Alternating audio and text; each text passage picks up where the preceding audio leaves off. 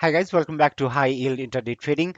Merry Christmas to every one of you, and I hope every one of you is doing great. So today's topic is based on one of the most common questions that is asked by the newcomers, that whether we should be trading in the cash market or we should be trading in the futures market. Okay, but before we start with today's topic, let me request you all to subscribe to my YouTube channel and also make sure to press the bell icon so that whenever I upload a video, you get the notification about the same. Also, by the end of this video, you will be seeing many other details about HYIT. Please do have a look, as it might be helpful to you in some way or the other. Details like my Telegram channel, both the free one and the premium ones, details about the training programs, etc., etc. Also, to remind you guys, we are starting our next training batch on 27th of January 2020. I have already put up a video explaining the details about the training program, so please do have a look at it, and you can get back to me if you want to discuss it further. Okay, so back to the topic. Which market to trade, the cash market or the futures market? So first thing first, let me go ahead and explain you in layman's term what exactly is the difference between these two markets. Okay, I mean, there are many differences, but according to me, there's only one aspect of these markets that is related to decide in which market should a newcomer be trading in. And that one aspect is the lot size or the number of shares. Okay, now let me explain it in details. Okay, so when we trade in the cash market, okay, and when we do a transaction, it may be buying or selling. We do that transaction in terms of shares, in terms of number of shares, right?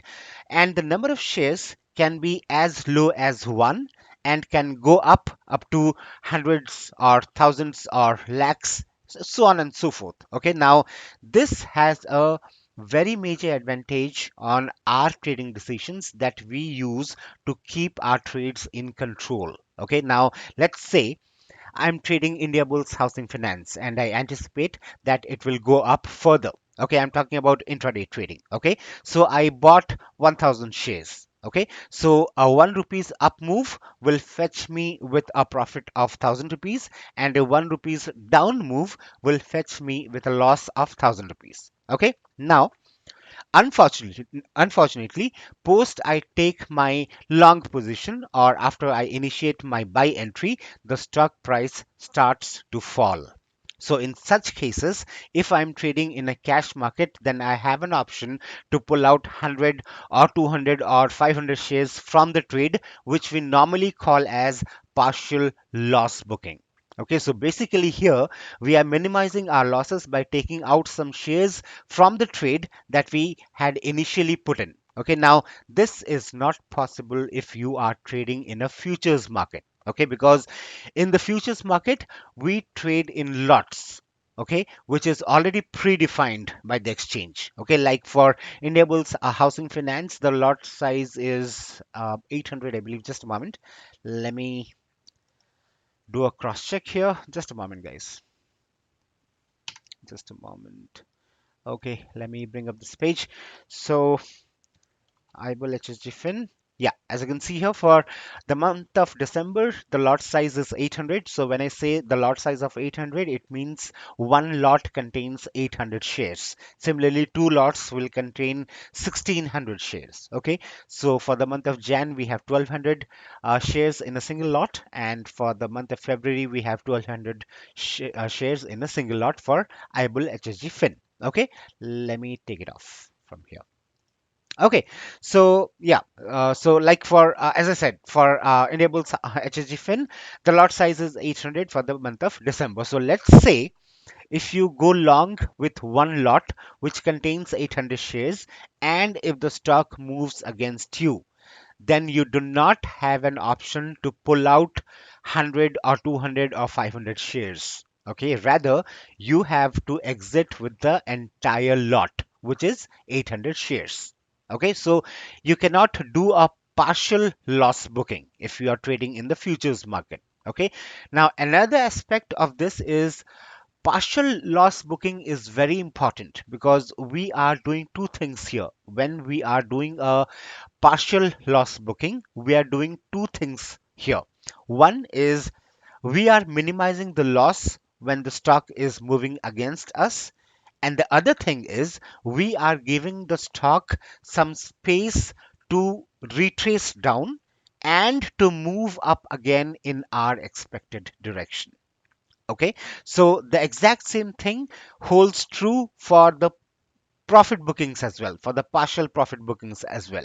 Okay, in the cash market you have an option to partially book your profits and let the rest of the profits run, but in the futures market we cannot do that, and we have to book our complete profits in a single go. Okay, there is no option of partially booking the profits. Okay, so whenever any newcomer asks me this query, my standard answer is that he should start his trading with the cash market, because the cash market gives you a lot of flexibility. Okay, later, of course, once you gain the right amount of experience, once you are consistently profitable, you can switch to the futures market anytime you want. Okay, now if you are a newcomer, you have to learn a lot of things, and you are bound to make mistakes, you are bound to face losses. Okay, and there is a lot of difference when you make mistakes with one share and when you make mistakes with one lot.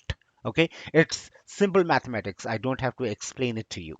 Okay, so please do not get biased by anyone who tells you to start your trading career in the futures market. Okay, I have seen hundreds of examples where people start their trading careers in the futures market but fail miserably, and finally either they quit or switch to the cash market again. Okay, and one more thing that I would like to mention here is people are seen making a statement that if you trade in the futures market, then only you will be able to make money, or else it's difficult to make money. Now, this does not make any sense to me. If you follow me in this social media, you must be knowing that I never trade in the futures market. I always trade in the cash market, and I have shown you time and again as to how I make money in the cash market, right?